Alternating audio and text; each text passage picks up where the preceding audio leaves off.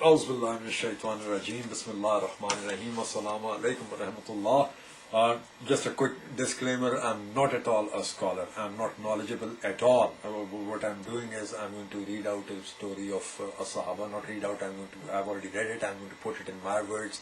So there are very good chances that I'm going to even, put it, either understate the truth or overstate the truth. So the fact remains the same, that this exercise is just to spark your interest in it, and the hope is that you will pick it up, the book about the life of Sahaba, and you'll read it in detail on your own, inshallah. Today we'll be talking about Abu Ubaidah Ibn al Jarrah. He was Meccan. As a matter of fact, one of the earliest Muslims. Hazrat Abu Bakr, when he became Muslim, he went to his closest friends and brought them to Prophet Muhammad sallallahu alaihi wasallam, and among them was Abu Ubaidah Ibn al Jarrah. He was tall, slim, sparse beard, and very shy, very courteous, very humble, and it is said that there were three prominent people in Quraysh, and they were best known for their character and their modesty, and those were Abu Bakr Siddiq, and Uthman ibn Affan, and Abu Ubaidah ibn Jarrah. And he was also known as the custodian of the Ummah, the Amin of the Ummah. That was the title given to him by Prophet himself, sallallahu alaihi wasallam. He bore through the torture throughout the Meccan period. He took the whole brunt of it, the 13 years. And in the toughest time came on him in Badr. That was after Hijrah, when Battle of Badr took place. He was a grand fighter, and the rest of the kuffar knew it. So everybody was avoiding him except for one person.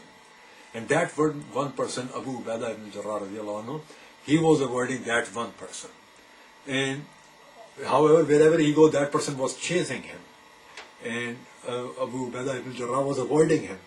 Eventually a point came when he stood right between him and the army of the kuffar, and there was no way out. He had to fight him.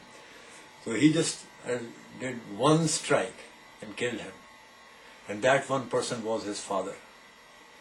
And that was the toughest thing that he went through.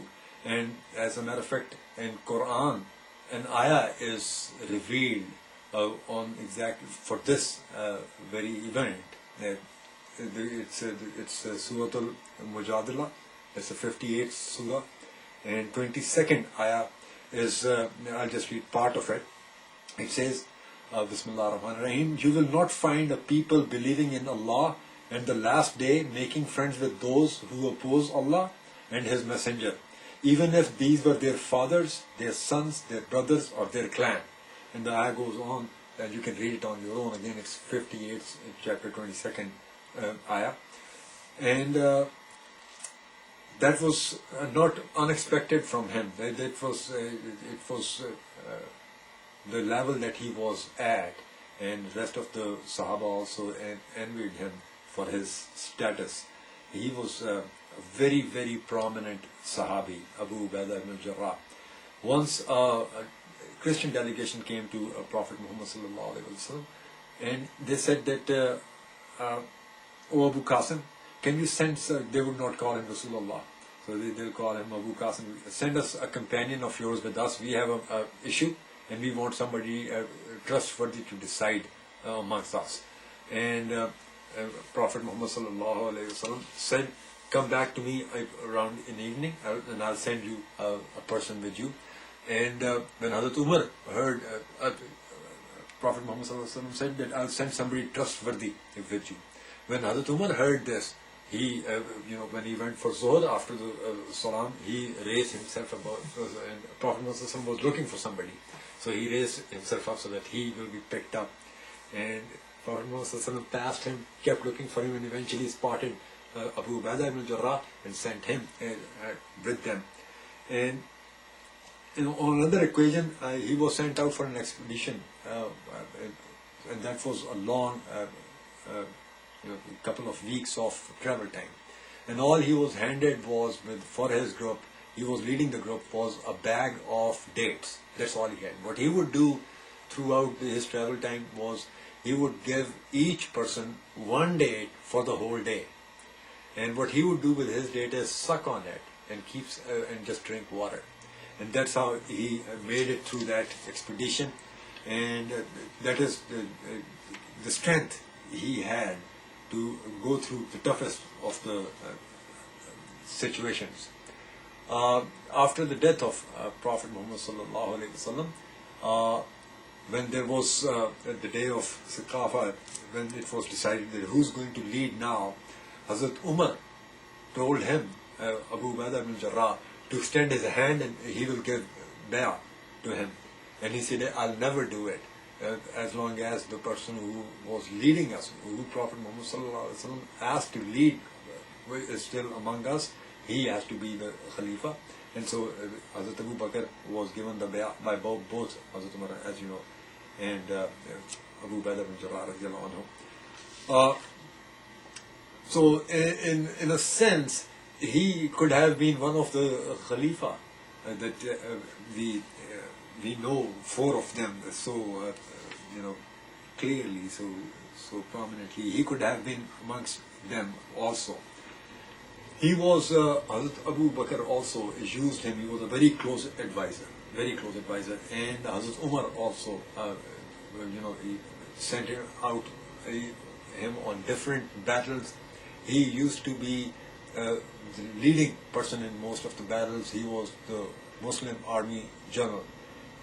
Under his command, the Muslim armies will move around, and while they were under his command, the whole of the Syria was taken. Eventually, his army was trapped by a plague, and all of the people were dying. And Hazrat Umar got the news, and he wrote him a letter saying that I have an urgent need for you. You have to come back to Medina. And it was the first time that he disobeyed. And he wrote back that I know that you need me, but I am in an army of Muslims, and I have no desire to save myself from what is afflicting them. I don't want to separate from them until Allah wills.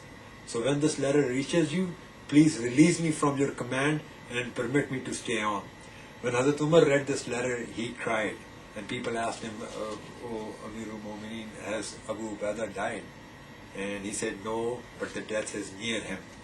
And eventually, Hazrat Umar's intuition was not wrong, and at the deathbed, Abu Ubaidah Ibn al Jarrah said that these were his last words to his army.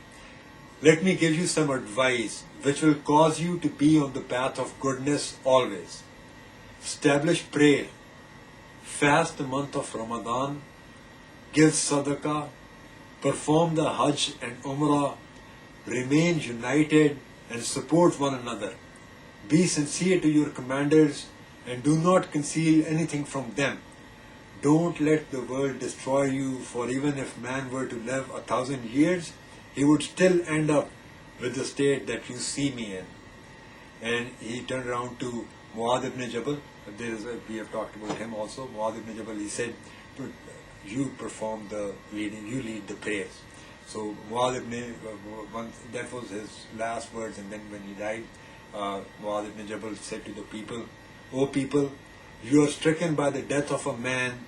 By Allah, I don't know whether I have seen a man who has more righteous heart, who was farther from all evil and was more sincere to people than him. Ask Allah to shower His mercy on him, and God will be merciful to you." May Allah Ta'ala give him the highest ranks, and may Allah Ta'ala give us also that kind of inspiration so that we live a life like that also, inshallah. Jazakallah khairan for listening, and hopefully you will look into this in more detail, and you will then record a message, inshallah, and give more and much better account of his life and account of other Sahaba's life, inshallah. We need to educate ourselves and all of the people that we can, inshallah. Talk to you next time. Make dua for all of us. Assalamu alaikum wa rahmatullah.